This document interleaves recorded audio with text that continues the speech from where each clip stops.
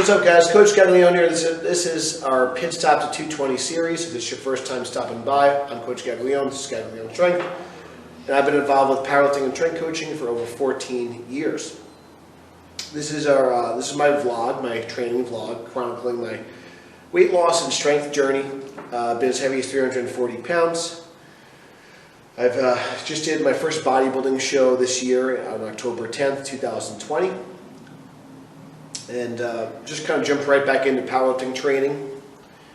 And just to kind of recap a little bit of what's been going on and kind of why things have been the way they are, and just in case this is your first vlog that you're watching. I was supposed to compete in my first bodybuilding show on May 30th, 2020. We had six cancellations due to COVID, related matters and things like that. And so I had planned on doing this meet on December, I guess it's December 12th or so, second week, yeah. Something like that, December 11th, December 12th, whatever the second week in December is. I had planned on doing this, bodybuilding show at like kind of beginning of May, beginning of June, end of May, and then having a little bit of a buffer period. And then competing in the middle of December, having a little bit of time to kind of build some strength back up, hold my body weight for a bit. Things kind of got a little squirrely, and I had to kind of jump right back into kind of a peaking cycle, and didn't really have a lot of time to prep for this contest. So I wanted to kind of use it as like a little bit of a science experiment. That's something that I often do. I think that for me, like as a coach, as an athlete, I've squatted 900 pounds in competition. I've done 1,000 pounds in the gym. Benched 575 in competition, done 660 in the deadlift, and 700 in the gym. So I feel like I've achieved a fairly high level of success for just kind of somebody with pretty average genetics. Just been kind of training really hard, learning, and always experimenting on myself. But one of the reasons I still compete, was number one is to challenge myself, but also to just kind of try new things and just continue to learn for like kind of different and better and more efficient, and just kind of different ways of doing things, figure out different ways to accomplish the same goal.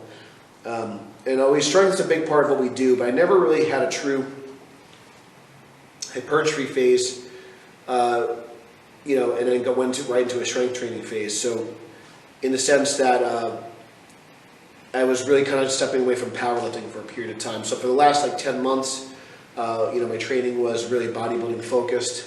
The barbell stuff was minimal at best.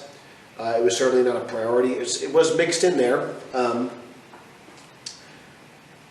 but it was not a priority. And I was able to kind of hold on to a lot of strength. But one thing that was definitely, since I'm an equipped lifter and I'm doing an equipped meet, some of the technical nuances and just like the overall spinal loading, especially in the squat, that's been a challenge. And then just going from a lot of close stance stuff to a lot of wide stance stuff. A lot of my squatting and deadlifting variations were more close stance and more conventional. So that's been a challenge. So just kind of being able to have a little bit of a transitional period, I think will be more beneficial next time around, because I've had a little bit more misses in terms of my training, or just kind of some sloppier training sessions, and then just kind of being run down, not having any kind of time in between. But overall, things have been good, and I'm kind of excited to see the finished product. Kind of did some of my final heavy workouts. We'll have a few more to go. So kind of recapping the training, and then we'll kind of just get into some what's kind of the deal moving forward. Now that I've squatted 800 pounds in 6 weight classes, at this point I just want to try to either hit a total PR or a Wilks PR. So if those that are not familiar, the Wilks formula accounts your body weight, and it takes your body weight into account, and based on your total and your body weight, it spits out some points for you. So that's a good way to kind of measure your progress if you're kind of competing in multiple weight classes, or you're just maybe on a weight loss journey, or you're trying to keep your body fat in check. And in terms of my absolute poundages, I never, like I mentioned before, my best competition lifts are 900, 575, and 660.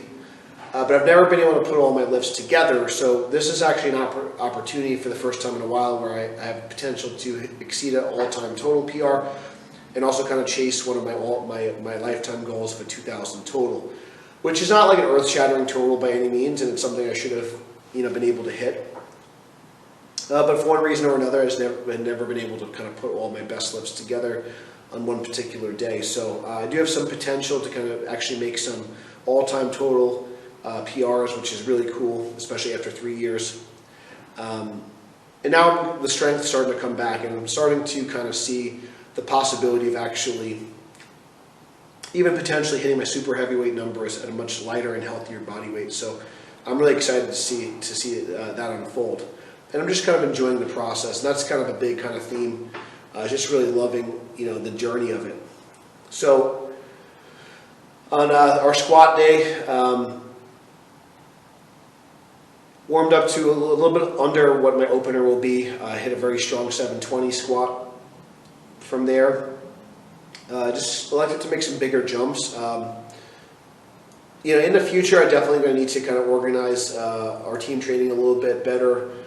We've had some kind of an influx of kind of newer people, so I'm doing a lot of coaching and also while I'm also training, which is great, and I think that's part of a team environment. But some of the other guys, since they are newer, I'm kind of as I should, taking the brunt of kind of the coaching and the cueing.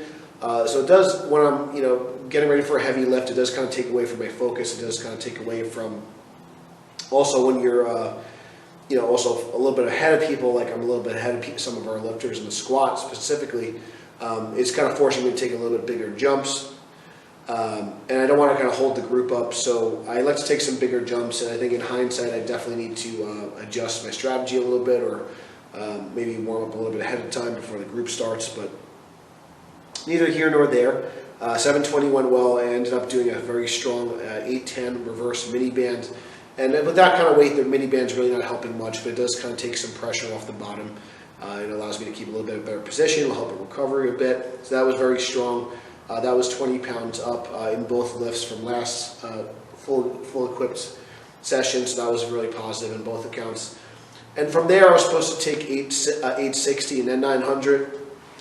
But I'd like to just go to 900. Truthfully, I just had to go to the bathroom. And I kind of rushed my rest a little bit. I kind of rushed that. I probably, in hindsight, probably should have just taken 860 or 870 or even 880. And I think either of those numbers would have went. The pick was kind of sketchy from the start with the 900, but the monolith was pulled, and I went for it. And I think sometimes, while I'm definitely not an advocate for missing lifts, I'm definitely not an advocate for going too far above your means. But I think that in order, just from a mental standpoint, and maybe why we kind of do some of these things, picking up a weight that kind of scares you a little bit, picking up a weight that you're not really sure what's going to happen, is outside of your comfort zone. And if for anyone it is a big squatter, and if they have that kind of weight on their back, which sometimes could be 2, 3, and upwards of 4 times their body weight, or even just half a ton, regardless. It's an interesting feeling. It feels like you're literally getting crushed with this weight that's on your shoulders, and that is a very interesting experience. But I'll tell you, when you're kind of in the midst of like handling a weight that could really legitimately kill you, I don't feel more alive than kind of taking that down and giving that a ride. And that is something where it's really not possible to really replicate that kind of feeling, especially when you're in an alone environment. I personally would not have the guts or the mental fortitude to do that by myself. So that's where kind of like the live kind of team training comes into play, and I really hope, my hope is in the future that more people kind of start to experience like true team training. I don't know, I don't see a lot of like people that have 2, 3, or 4 like really consistent training partners all the time. And that used to be kind of the norm in terms of powerlifting circles. A lot of what I see now is just more people they might be training in the same gym, but they're all kind of like in a separate rack. They're all kind of doing their own thing. They might be on a special snowflake program, which is great. But I think that there's really something to be said about sharing the rack with kind of your 2 or 3 or 4 ride or die buddies, and they really become like your family. And literally having people that have your back when you're kind of in that like compromised position with that heavy weight. So took 900 for a ride. It got about 3/4 of the way up, and I kind of stalled.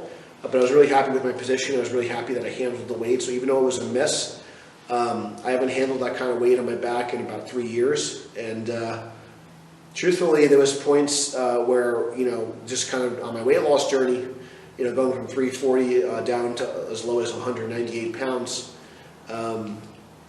I wasn't sure if I'd ever have that kind of weight on my back again. So that was really cool. So even though it was a miss, going back from 800 to having 900 pounds on my back again was really cool. We moved on to bench.